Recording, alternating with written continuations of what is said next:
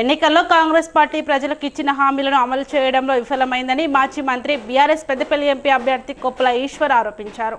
మంచిర్యాల జిల్లా కాశీపేట మండలంలో బీఆర్ఎస్ ముఖ్య కార్యకర్తల నాయకుల సమావేశానికి మాజీ మంత్రి కొప్పుల ఈశ్వర్, బెల్లంపల్లి మాజీ ఎమ్మెల్యే దుర్గం చిన్నయ్యలో ముఖ్య అతిథులుగా హాజరయ్యారు.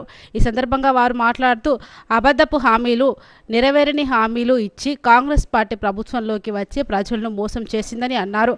జనవరి నెలలో పెన్షన్దారులకు పెన్షన్కు ఈ నెల ఇప్పటి వరకు పెన్షన్ గానీ ప్రభుత్వ ఉద్యోగులకు వేతనాలు ఇవ్వలేదన్నారు. రైతు పెట్టుబడి సహాయమైన రైతు బంధు ఇప్పటి వరకు 2.5 ఎకరాల వరకే వచ్చిందని, ఆ పైన ఉన్న రైతులకు రైతు బంధు పడలేదని, ఎక్కడ చూసినా కరెంటు కోతలు, రుణమాఫీ ఊసే లేదని, రాష్ట్ర వ్యాప్తంగా రైతులకు ఇబ్బందులు మొదలయ్యాయని అన్నారు. దేశ చరిత్రలోనే ఏ ముఖ్యమంత్రి మాట్లాడిన విధంగా రేవంత్ రెడ్డి మాట్లాడే విధానం సరైనది కాదని అన్నారు. పెద్దపల్లి పార్లమెంటరీ అభ్యర్థిత్వానికి తనను ప్రకటించిన బీఆర్ఎస్ అధిష్టానానికి కృతజ్ఞతలు తెలిపారు. ప్రతి ఒక్క బీఆర్ఎస్ కార్యకర్త, నాయకులు ఏకదాటికి వచ్చి కాంగ్రెస్ ప్రభుత్వ వైఫల్యాలను ప్రజలకు తెలియజేస్తూ వచ్చే పార్లమెంట్ ఎన్నికల్లో గులాబీ జెండా ఎగరవేసే విధంగా ప్రతి ఒక్క కార్యకర్త, నాయకులు కృషి చేయాలని కోరారు. ఈ కార్యక్రమంలో జెడ్పీటీసీ పల్లెచంద్రయ్య, టీఆర్ఎస్ పార్టీ మండల అధ్యక్షుడు బొల్లు రమణారెడ్డి, తిరుపతి రెడ్డి, సహకార సంఘ chairman Badavath Neela, market committee director Manjulareddy, Moturi Venu, Aggi Sattaiah, ఎంపీటీసీలు, నాయకులు, కార్యకర్తలు పాల్గొన్నారు.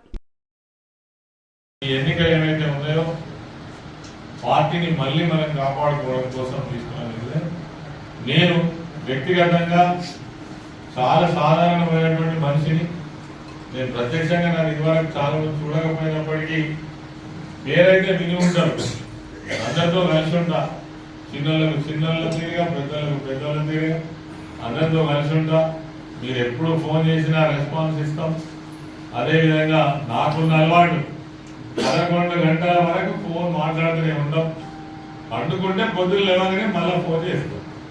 ఇది తప్పకుండా ఇప్పుడు కూడా మళ్ళీ మెయింటైన్ చేద్దాం. ఎందుకంటే ఇది కష్టకాలం, ఇందుకు ఎక్కువ పని చేయాలి.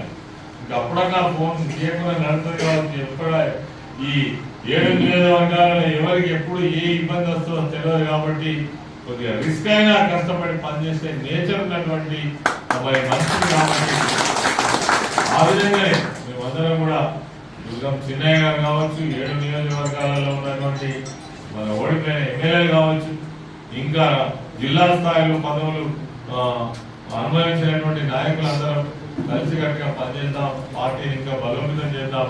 ఇటువంటి టైం అన్ని పార్టీలకు వస్తుంది. మొన్నటిదాకా కాంగ్రెస్ పార్టీ కూడా 10 సంవత్సరాలు మూలకు పడి వాళ్ళు కూడా ఎవరు అనుకోలేదు మేము అధికారంలోకి వస్తామని.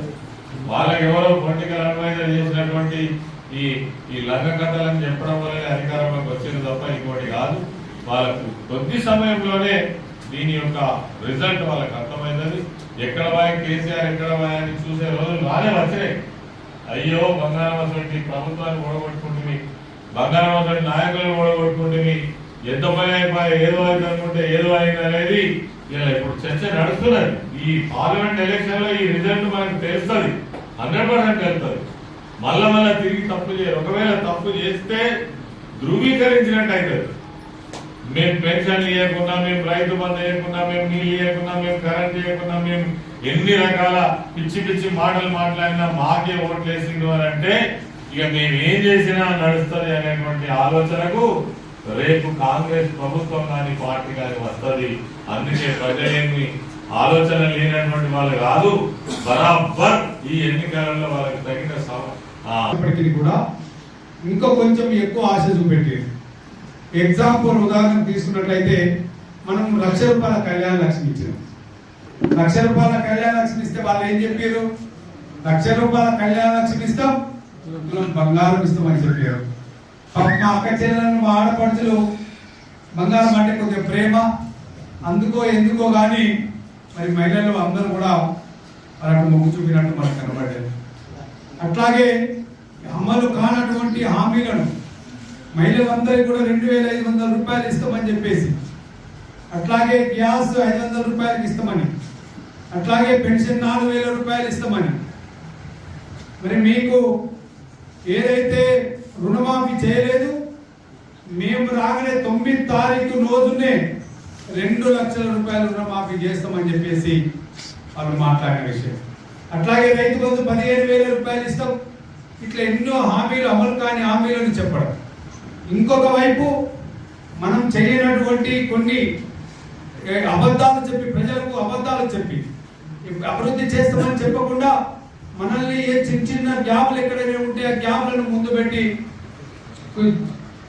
గోరంతా ఉంటే కొండంతా చూపెట్టి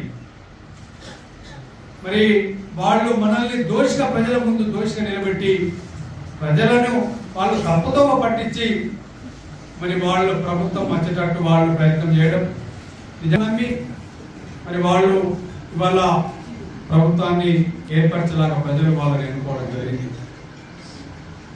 నిజంగా వాళ్ళు ఎన్ని అబద్ధాలు అంటే ఎన్ని గ్లోబల్ ప్రచారం అంటే చాలా గ్లోబల్ ప్రచారం చేయడం జరిగింది. ఉదాహరణ చెప్పుకున్నట్లయితే కాళేశ్వరము దాని ఖర్చు 84 కోట్ల రూపాయలు, 84,000 కోట్లు, 93,000 కోట్లు. కానీ వాళ్ళు ప్రజలకు ఏం చెప్పారు?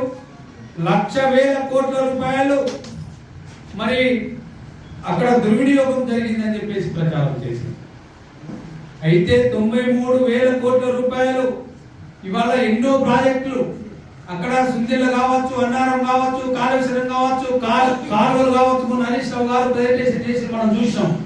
హరీష్ రావు గారు ఎంత గొప్పగా జరిగిన విషయాలన్నీ కూడా చెప్పిన తర్వాత వాళ్ళు ఎంత అబద్ధం ఆడిరు, ప్రజల్ని